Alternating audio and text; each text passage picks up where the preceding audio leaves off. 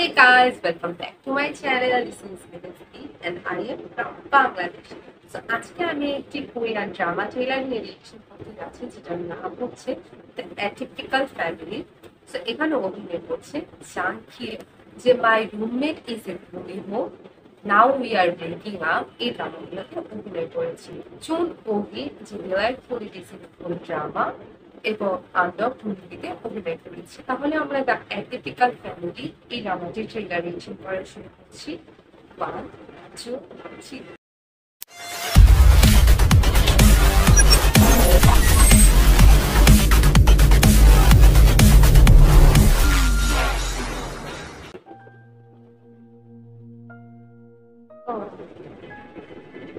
সব সাদা কাপড় মাঝখানে একটা কালো।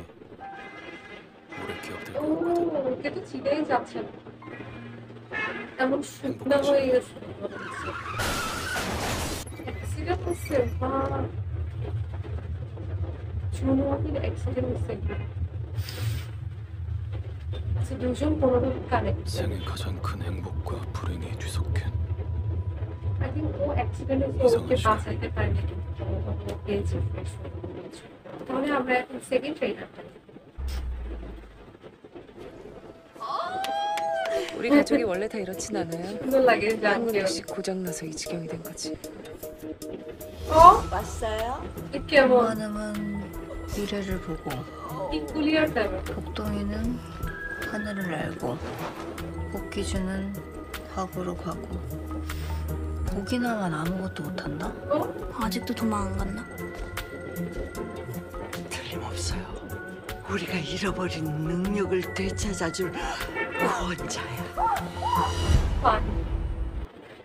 সো দেখে ফেললাম দ্য অ্যাটিপিক্যাল ফ্যামিলি ট্রেলারটি কিন্তু ইন্টারেস্টিং।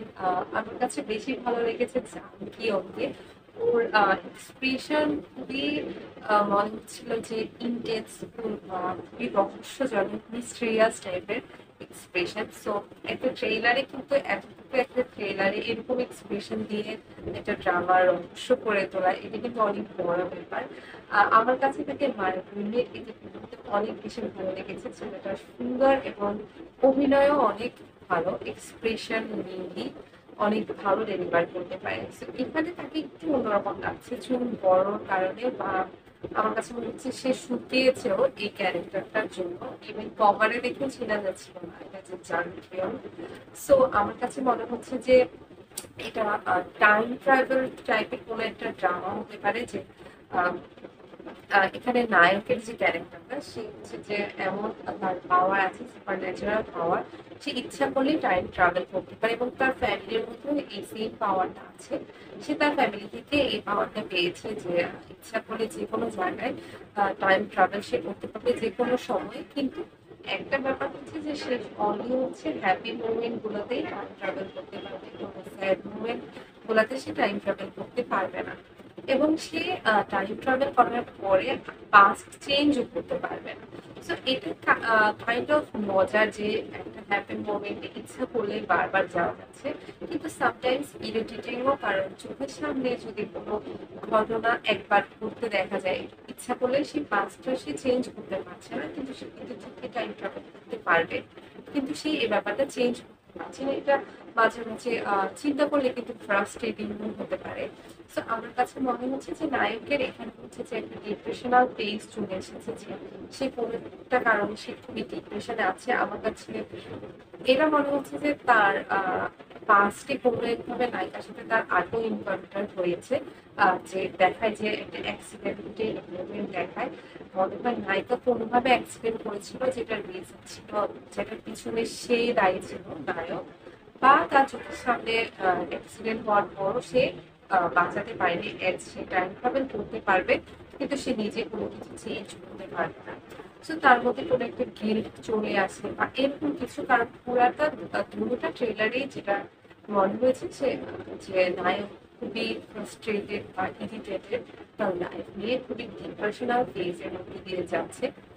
এবং নায়িকা কোনো কারণে তার ফ্যামিলির সাথে বাস করা শুরু করে, আর নায়িকা তাদের ঘরেই থাকে, যেটা দেখা যাচ্ছে যে তার মা বাবা, নায়কের মা বাবা বা নায়কের ফ্যামিলির সাথে হচ্ছে বাস করা শুরু করে নায়িকা।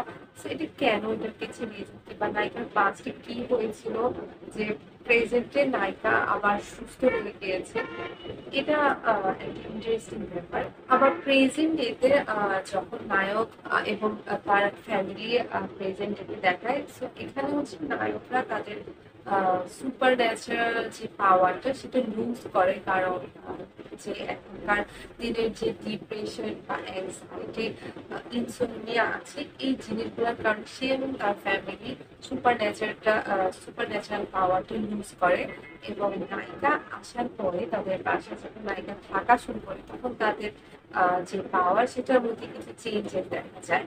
তো এইটাই প্লটে মূলত বলা হয়েছে। আমার কাছে কিন্তু খুবই ইন্টারেস্টিং লাগছে দেখ এই ফ্যামিলির প্লটটি, এবং ট্রেলার দুটো কিন্তু ইন্টারেস্টিং ছিল, বিশেষ করে জানকী এবং এর ক্যারেক্টারটি। আপনাদের কাছে কেমন লেগেছে এই ড্রামা ট্রেলারটি এবং আমার এই বিষয়টি অবশ্যই কমেন্ট সেকশনে জানাতে পারেন। আজকের মতো এতটুকুই, সবাই ভালো থাকবেন, সুস্থ থাকবেন, আল্লাহ হাফেজ।